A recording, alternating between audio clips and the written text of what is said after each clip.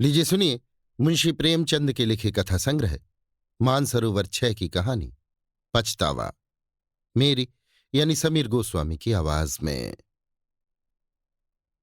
पंडित दुर्गानाथ जब कॉलेज से निकले तो उन्हें जीवन निर्वाह की चिंता उपस्थित हुई। वे दयालु और धार्मिक थे। इच्छा थी कि ऐसा काम करना चाहिए जिससे अपना जीवन भी साधारणतः सुखपूर्वक व्यतीत हो और दूसरों के साथ भलाई और सदाचरण का भी अवसर मिले। वे सोचने लगे, यदि किसी कार्यालय में क्लर्क बन जाऊं तो अपना निर्वाह हो सकता है, किंतु सर्वसाधारण से कुछ भी संबंध न रहेगा। वकालत में प्रविष्ट हो जाऊं तो दोनों बातें संभव हैं, किंतु अनेक अनेक यत्न करने पर भी अपने को पवित्र रखना कठिन होगा। पुलिस विभाग में दीन पालन और परोपकार के लिए बहुत से अवसर मिलते रहते हैं, किंतु एक स्वतंत्र और सद्विचार प्रिय मनुष्य के लिए वहां की हवा हानिप्रद है। शासन विभाग में नियम और नीतियों की भरमार रहती है। कितनी ही चाहो पर वहां कड़ाई और डांट डपट से बचे रहना असंभव है। इसी प्रकार बहुत सोच विचार के पश्चात उन्होंने निश्चय किया कि किसी जमींदार के यहां मुख्ताराम बन जाना चाहिए। वेतन तो अवश्य कम मिलेगा, किंतु दीन खेतीहरों से रात दिन संबंध रहेगा, उनके साथ सद्व्यवहार का अवसर मिलेगा, साधारण जीवन निर्वाह होगा और विचार दृढ़ होंगे। कुंवर विशाल सिंह जी एक संपत्तिशाली जमींदार थे। पंडित दुर्गानाथ ने उनके पास जाकर प्रार्थना की कि मुझे भी अपनी सेवा में रखकर कृतार्थ कीजिए। कुंवर साहब ने इन्हें सिर से पैर तक देखा और कहा, पंडित जी, आपको अपने यहां रखने में मुझे बड़ी प्रसन्नता होती, किंतु आपके योग्य मेरे यहां कोई स्थान नहीं देख पड़ता। दुर्गानाथ ने कहा, मेरे लिए किसी विशेष स्थान की आवश्यकता नहीं है, मैं हर एक काम कर सकता हूं। वेतन आप जो कुछ प्रसन्नतापूर्वक देंगे मैं स्वीकार करूंगा। मैंने तो ये संकल्प कर लिया है कि सिवा किसी रईस के और किसी की नौकरी न करूंगा। कुंवर विशाल सिंह ने अभिमान से कहा, रईस की नौकरी नौकरी नहीं, राज्य है। मैं अपने चपरासियों को 2 रुपया माहवार देता हूं और वे तंजेब के अंगरखे पहनकर निकलते हैं। उनके दरवाजों पर घोड़े बंधे हुए हैं। मेरे कारिंदे 5 रुपये से अधिक नहीं पाते, किंतु शादी विवाह वकीलों के यहां करते हैं। ना जाने उनकी कमाई में क्या बरकत होती है। बरसों तनख्वाह का हिसाब नहीं करते। कितने ऐसे हैं जो बिना तनख्वाह के कारिंदगी या चपरासगिरी को तैयार बैठे हैं, परंतु अपना ये नियम नहीं। समझ लीजिए, मुख्तार आम अपने इलाके में एक बड़े जमींदार से अधिक रौब रखता है। उसका ठाठ बाट और उसकी हुकूमत छोटे छोटे राजाओं से कम नहीं। जिसे इस नौकरी का चस्का लग गया है उसके सामने तहसीलदारी झूठी है। पंडित दुर्गानाथ ने कुंवर साहब की बातों का समर्थन किया, जैसा कि करना उनकी सभ्यतानुसार उचित था। वे दुनियादारी में अभी कच्चे थे। बोले, मुझे अब तक किसी रईस की नौकरी का चस्का नहीं लगा है।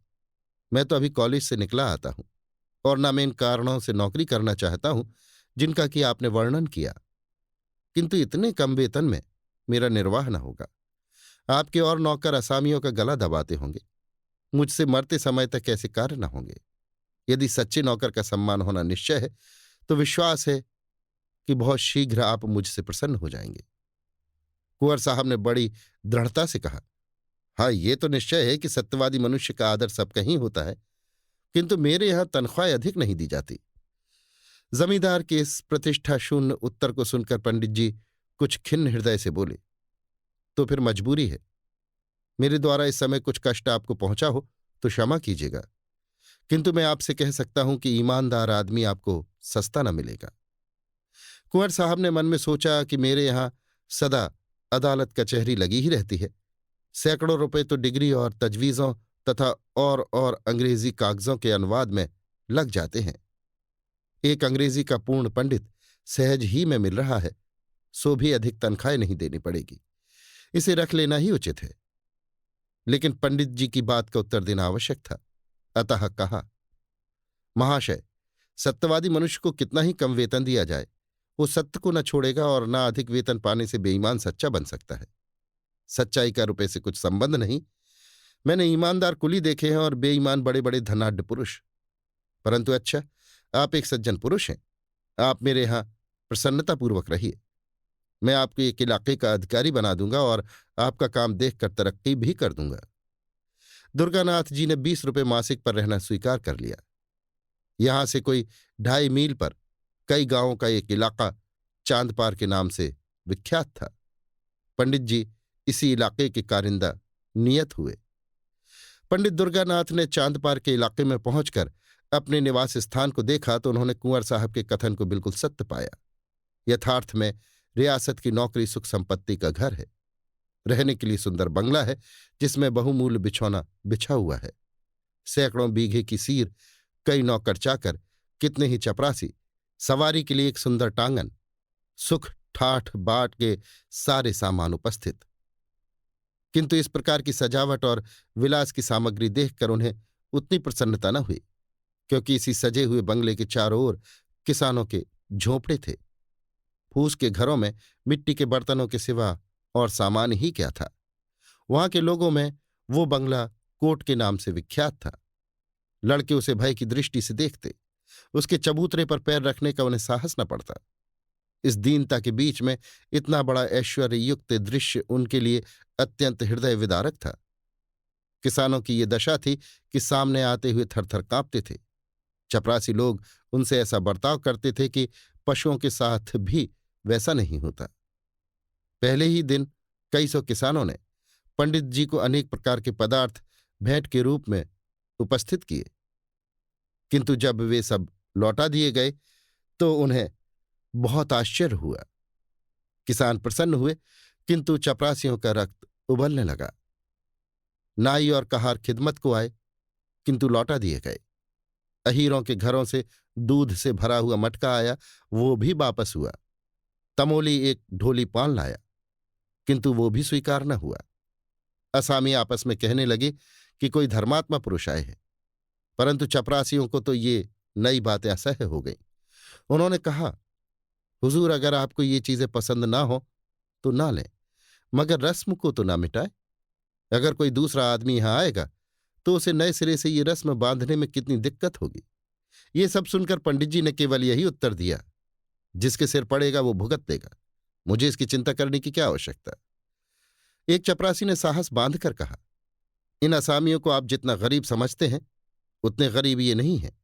इनका ढंग ही ऐसा है, भेष बनाए रहते हैं, देखने में ऐसे सीधे सादे मानो बेसींग की गाय है, लेकिन सच मानिए इनमें एक एक आदमी हाई कोर्ट का वकील है।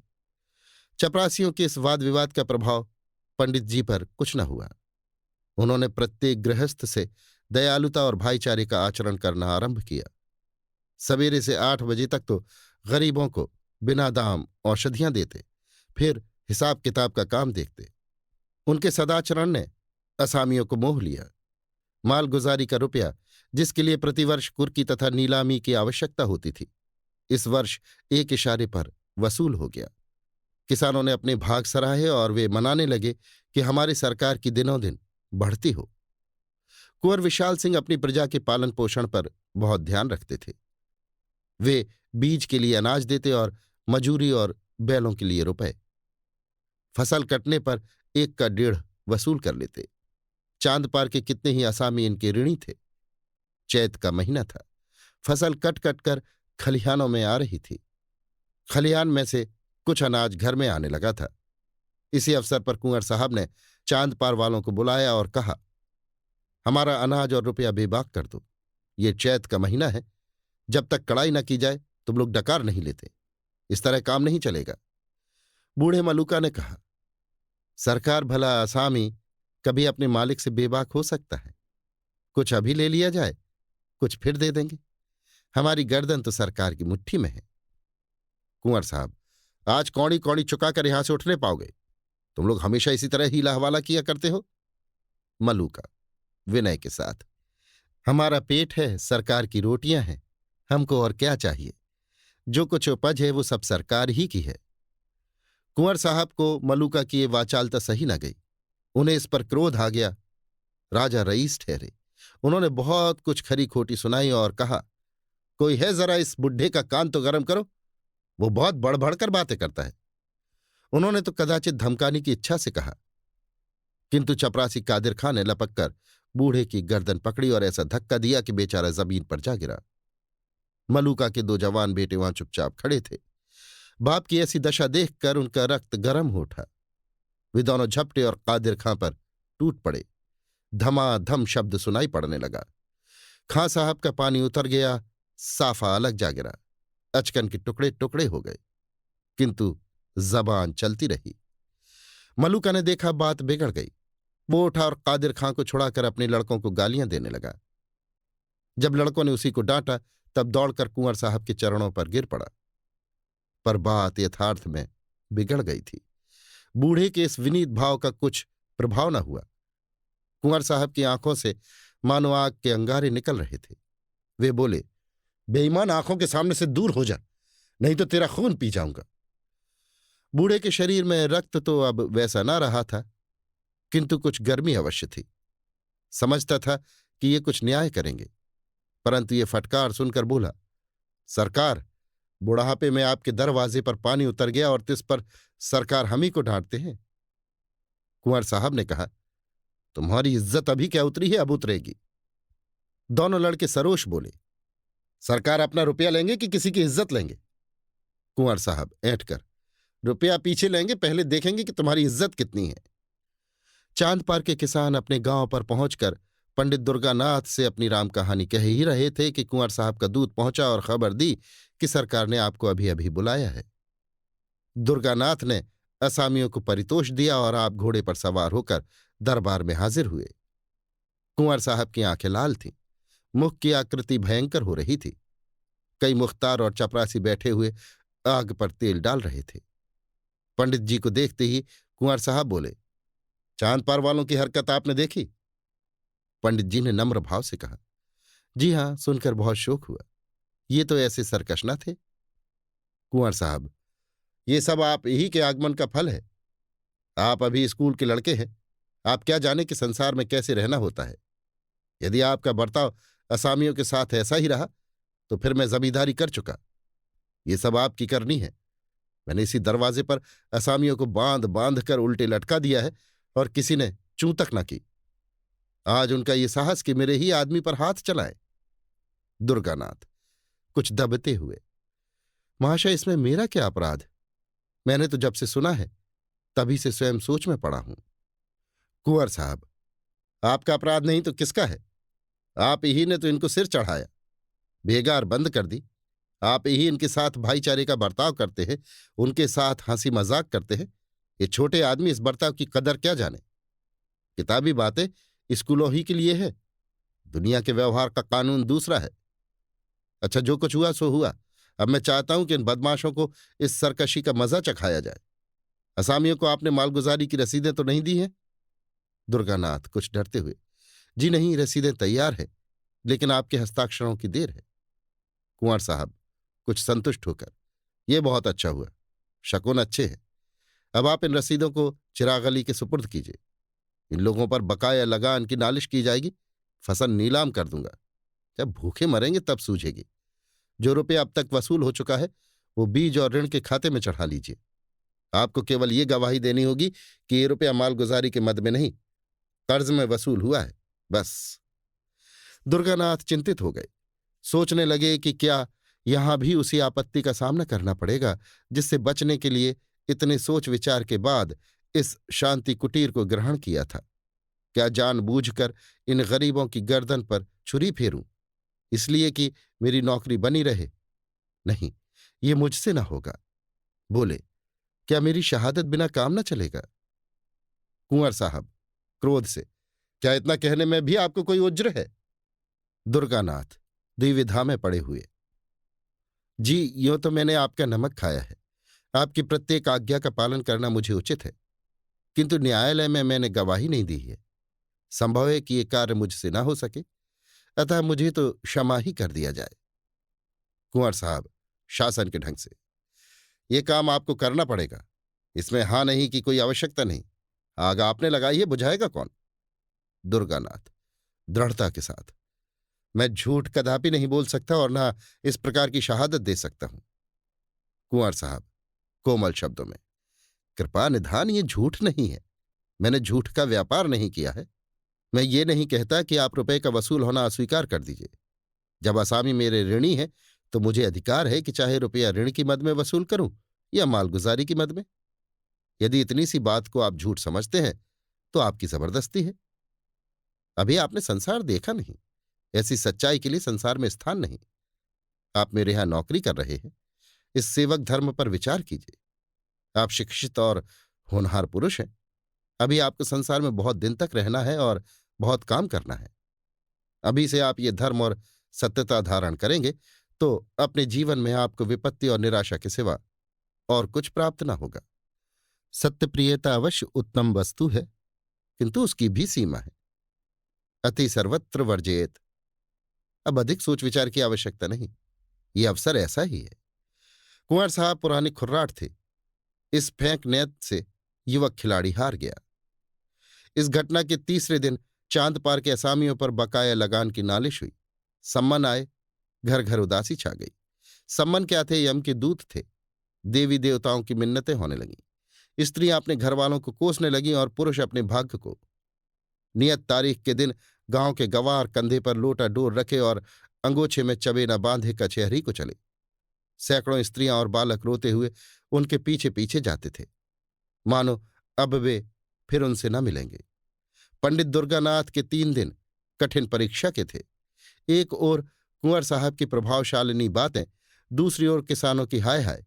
परंतु विचार सागर में 3 दिन निमग्न रहने के पश्चात उन्हें धरती का सहारा मिल गया। उनकी आत्मा ने कहा, ये पहली परीक्षा है। यदि इसमें अनुत्तीर्ण रहे तो फिर आत्मिक दुर्बलता ही हाथ रह जाएगी। निदान निश्चय हो गया कि मैं अपने लाभ के लिए इतने गरीबों को हानि न पहुंचाऊंगा। 10 बजे दिन का समय था। न्यायालय के सामने मेला सा लगा हुआ था। जहां तहां श्याम वस्त्राच्छादित देवताओं की पूजा हो रही थी। चांद पार के किसान झुंड के झुंड एक पेड़ के नीचे आकर बैठे। उनसे कुछ दूर पर कुंवर साहब के मुख्ताराम, सिपाहियों और गवाहों की भीड़ थी। ये लोग अत्यंत विनोद में थे। जिस प्रकार मछलियां पानी में पहुंचकर कलोलें करती हैं, उसी भांति ये लोग भी आनंद में चूर थे। कोई पान खा रहा था, कोई हलवाई की दुकान से पूरियों की पत्तल लिए चला आता था। उधर बेचारे किसान पेड़ के नीचे चुपचाप उदास बैठे थे कि आज न जाने क्या होगा, कौन आफत आएगी। भगवान का भरोसा है। मुकदमे की पेशी हुई। कुंवर साहब की ओर के गवाह गवाही देने लगे कि असामी बड़े सरकश हैं। जब लगान मांगा जाता है तो लड़ाई झगड़े पर तैयार हो जाते हैं। अब कि इन्होंने एक कौड़ी भी नहीं दी। कादिर खां ने रोकर अपने सिर की चोट दिखाई। सबसे पीछे पंडित दुर्गानाथ की पुकार हुई। उन्हीं के बयान पर निपटारा होना था। वकील साहब ने उन्हें खूब तोते की भांति पढ़ा रखा था, किंतु उनके मुख से पहला वाक्य निकला ही था कि मजिस्ट्रेट ने उनकी ओर तीव्र दृष्टि से देखा। वकील साहब बगले झांकने लगे। मुख्ताराम ने उनकी ओर घूर कर देखा। अहलमद पेशकार आदि सब के सब उनकी ओर आश्चर्य की दृष्टि से देखने लगे। न्यायाधीश ने तीव्र स्वर से कहा, तुम जानते हो कि मजिस्ट्रेट के सामने खड़े हो? दुर्गानाथ दृढ़तापूर्वक, जी हां, भली भांति जानता हूं। न्यायाधीश, तुम्हारे ऊपर असत्य भाषण का अभियोग लगाया जा सकता है। दुर्गानाथ, अवश्य, यदि मेरा कथन झूठा हो। वकील ने कहा, जान पड़ता है किसानों के दूध, घी और भेंट आदि ने ये काया पलट कर दी है। और न्यायाधीश की ओर सार्थक दृष्टि से देखा। दुर्गानाथ, आपको इन वस्तुओं का अधिक तजुर्बा होगा। मुझे तो अपनी रूखी रोटियां ही अधिक प्यारी हैं। न्यायाधीश, तो इन असामियों ने सब रुपया बेबाक कर दिया है। दुर्गानाथ, जी हां, इनके जिम्मे लगान की एक कौड़ी भी बाकी नहीं है। न्यायाधीश, रसीदें क्यों नहीं दी? दुर्गानाथ, मेरे मालिक की आज्ञा। मजिस्ट्रेट ने नालिशें डिसमिस कर दीं। कुंवर साहब को ज्यों ही इस पराजय की खबर मिली, उनके कोप की मात्रा सीमा से बाहर हो गई। उन्होंने पंडित दुर्गानाथ को सैकड़ों कुवाक्य कहे। नमक हराम, विश्वासघाती, दुष्ट। मैंने उसका कितना आदर किया, किंतु कुत्ते की पूंछ कहीं सीधी हो सकती है। अंत में विश्वासघात कर ही गया। ये अच्छा हुआ कि पंडित दुर्गानाथ मजिस्ट्रेट का फैसला सुनते ही मुख्ताराम को कुंजियां और कागज पत्र सुपुर्द कर चलते हुए, नहीं तो उन्हें इस कार्य के फल में कुछ दिन हल्दी और गुड़ पीने की आवश्यकता पड़ती। कुंवर साहब का लेन देन विशेष अधिक था। चांद पार बहुत बड़ा इलाका था। वहां के असामियों पर कई सौ रुपए बाकी थे। उन्हें विश्वास हो गया कि अब रुपया डूब जाएगा, वसूल होने की कोई आशा नहीं। इस पंडित ने असामियों को बिल्कुल बिगाड़ दिया। अब उन्हें मेरा क्या डर। अपने कारिंदों और मंत्रियों से सम्मति ली। उन्होंने भी यही कहा, अब वसूल होने की कोई सूरत नहीं। कागजात न्यायालय में पेश किए जाएं तो इनकम टैक्स लग जाएगा, किंतु रुपया वसूल होना कठिन है। उजरदारियां होंगी, कहीं हिसाब में कोई भूल निकल आई तो रही सही साख भी जाती रहेगी और दूसरे इलाकों का रुपया भी मारा जाएगा। दूसरे दिन कुंवर साहब पूजा पाठ से निश्चिंत हो अपने चौपाल में बैठे थे तो क्या देखते हैं कि चांद पार के असामी झुंड के झुंड चले आ रहे हैं। उन्हें ये देखकर भय हुआ कि कहीं ये सब कुछ उपद्रव तो न करेंगे, किंतु किसी के हाथ में एक छड़ी तक न थी। मलूका आगे आगे आता था। उसने दूर ही से झुककर वंदना की। ठाकुर साहब को ऐसा आश्चर्य हुआ मानो वे कोई स्वप्न देख रहे हों। मलूका ने सामने आकर विनयपूर्वक कहा, सरकार, हम लोगों से जो कुछ भूल चूक हुई हो उसे क्षमा किया जाए। हम लोग सब हुजूर के चाहकर हैं। सरकार ने हमको पाला पोसा है, अब भी हमारे ऊपर यही निगाह रहे। कुंवर साहब का उत्साह बढ़ा। समझे कि पंडित के चले जाने से इन सबों के होश ठिकाने हुए हैं। आज किसका सहारा लेंगे। उसी खुर्राट ने इन सबों को बहका दिया था। कड़क कर बोले, वे तुम्हारे सहायक पंडित कहाँ गए? वे आ जाते तो जरा उनकी खबर ली जाती। ये सुनकर मलूका की आंखों में आंसू भर आए। वो बोला, सरकार उनको कुछ न कहे, वे आदमी नहीं देवता थे। जवानी की सौगंध है जो उन्होंने आपकी कोई निंदा की हो। वे बेचारे तो हम लोगों को बार बार समझाते थे कि देखो, मालिक से बिगाड़ करना अच्छी बात नहीं है। हमसे कभी एक लोटा पानी के रवादार नहीं हुए। चलते चलते हमसे कह गए कि मालिक का जो कुछ तुम्हारे जिम्मे निकले चुका देना। आप हमारे मालिक हैं। हमने आपका बहुत खाया पिया है। अब हमारी यही विनती सरकार से है कि हमारा हिसाब किताब देखकर जो कुछ हमारे ऊपर निकले बताया जाए। हम एक एक कौड़ी चुका देंगे, तब पानी पिएंगे। कुंवर साहब प्रसन्न हो गए। इन्हीं रुपयों के लिए कई बार खेत कटवाने पड़े थे, कितनी बार घरों में आग लगवाई, अनेक बार मारपीट की, कैसे कैसे दंड दिए। आज ये सब आपसे आप सारा हिसाब किताब साफ करने आए हैं। ये क्या जादू है। मुख्तार आम साहब ने कागजात खोले और असामियों ने अपनी अपनी पोटलियां, जिसके जिम्मे जितना निकला बेकान पूछ हिलाए उतना द्रव्य सामने रख दिया। देखते देखते सामने रुपयों का ढेर लग गया। 600 रुपये बात की बात में वसूल हो गया। किसी के जिम्मे कुछ बाकी न रहा। ये सत्यता और न्याय की विजय थी। कठोरता और निर्दयता से जो काम कभी न हुआ वो धर्म और न्याय ने पूरा कर दिखाया। जब से ये लोग मुकदमा जीत आए तभी से उनको रुपया चुकाने की धुन सवार थी। पंडित जी को वे यथार्थ में देवता समझते थे। रुपया चुका देने के लिए उनकी विशेष आज्ञा थी। किसी ने बैल, किसी ने गहने बंधक रखे। ये सब कुछ सहन किया, परंतु पंडित जी की बात न टाली। कुंवर साहब के मन में पंडित जी के प्रति जो बुरे विचार थे सब मिट गए। उन्होंने सदा से कठोरता से काम लेना सीखा था। उन्हीं नियमों पर वे चलते थे। न्याय तथा सत्यता पर उनका विश्वास न था, किंतु आज उन्हें प्रत्यक्ष देख पड़ा कि सत्यता और कोमलता में बहुत बड़ी शक्ति है। ये असामी मेरे हाथ से निकल गए थे, मैं इनका क्या बिगाड़ सकता था। अवश्य वो पंडित सच्चा और धर्मात्मा पुरुष था। उसमें दूरदर्शिता न हो, काल ज्ञान न हो, किंतु इसमें संदेह नहीं कि वो निष्प्रह और सच्चा पुरुष था। कैसी ही अच्छी वस्तु क्यों न हो, जब तक हमको उसकी आवश्यकता नहीं होती तब तक हमारी दृष्टि में उसका गौरव नहीं होता। हरी दूब भी किसी समय अशर्फियों के मोल बिक जाती है। कुंवर साहब का काम एक निष्प्रह मनुष्य के बिना नहीं रुक सकता था। अतः पंडित जी के इस सर्वोत्तम कार्य की प्रशंसा किसी कवि की कविता से अधिक न हुई। चांद पार के असामियों ने तो अपने मालिक को कभी किसी प्रकार का कष्ट न पहुंचाया, किंतु अन्य इलाकों वाले आसामी उसी पुराने ढंग से चलते थे। उन इलाकों में रगड़ झगड़ सदैव मची रहती थी। अदालत, मारपीट, डांट डपट सदा लगी रहती थी। किंतु ये सब तो जमींदार के श्रृंगार हैं। बिना इन सब बातों के जमींदारी कैसी? क्या दिन भर बैठे बैठे वे मक्खियां मारें? कुंवर साहब इसी प्रकार पुराने ढंग से अपना प्रबंध संभालते जाते थे। कई वर्ष व्यतीत हो गए। कुंवर साहब का कारोबार दिनों दिन चमकता ही गया।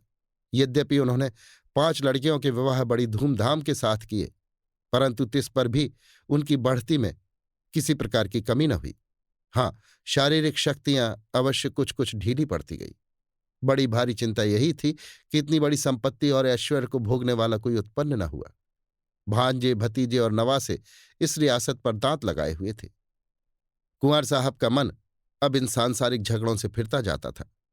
आखिर ये रोना धोना किसके लिए? अब उनके जीवन नियम में एक परिवर्तन हुआ। द्वार पर कभी कभी साधु संत दूनी रमाए हुए देख पड़ते, स्वयं भगवत गीता और विष्णु सहस्त्र नाम पढ़ते थे। परलौकिक चिंता अब नित्य रहने लगी। परमात्मा की कृपा और साधु संतों के आशीर्वाद से बुढ़ापे में उनको एक लड़का पैदा हुआ। जीवन की आशाएं सफल हुईं, पर दुर्भाग्यवश पुत्र के जन्म ही से कुंवर साहब शारीरिक व्याधियों से ग्रस्त रहने लगे। सदा वैद्यों और डॉक्टरों का तांता लगा रहता था, लेकिन दवाओं का उल्टा प्रभाव पड़ता। ज्यों-त्यों करके उन्होंने 2.5 वर्ष बिताए। अंत में उनकी शक्तियों ने जवाब दे दिया। उन्हें मालूम हो गया कि अब संसार से नाता टूट जाएगा। अब चिंता ने और घर दबाया। ये सारा माल असबाब, इतनी बड़ी संपत्ति किस पर छोड़ जाऊं? मन की इच्छाएं मन ही में रह गई।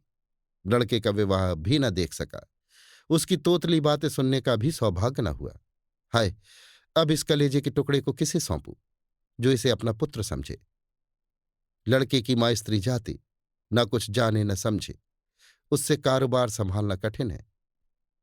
मुख्ताराम गुमाश्ते कारिंदे कितने हैं, परंतु सब के सब स्वार्थी, विश्वासघाती।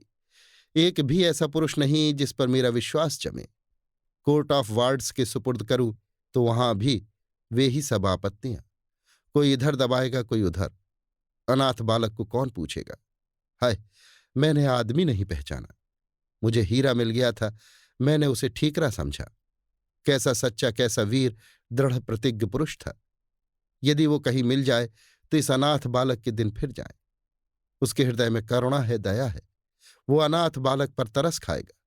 हा, क्या मुझे उसके दर्शन मिलेंगे? मैं उस देवता के चरण धोकर माथे पर चढ़ाता, आंसुओं से उसके चरण धोता। वही यदि हाथ लगाए तो ये मेरी डूबती नाव पार लगे। ठाकुर साहब की दशा दिन पर दिन बिगड़ती गई। अब अंतकाल आ पहुंचा। उन्हें पंडित दुर्गानाथ की रट लगी हुई थी। बच्चे का मुंह देखते और कलेजे से एक आह निकल जाती। बार बार पछताते और हाथ मलते। हाय, उस देवता को कहाँ पाऊं जो कोई उसके दर्शन करा दे, आधी जायदाद उस पर न्यौछावर कर दूं। प्यारे पंडित, मेरे अपराध क्षमा करो। मैं अंधा था, अज्ञानी था। अब मेरी बाह पकड़ो, मुझे डूबने से बचाओ। इस अनाथ बालक पर तरस खाओ। हितार्थी और संबंधियों का समूह सामने खड़ा था।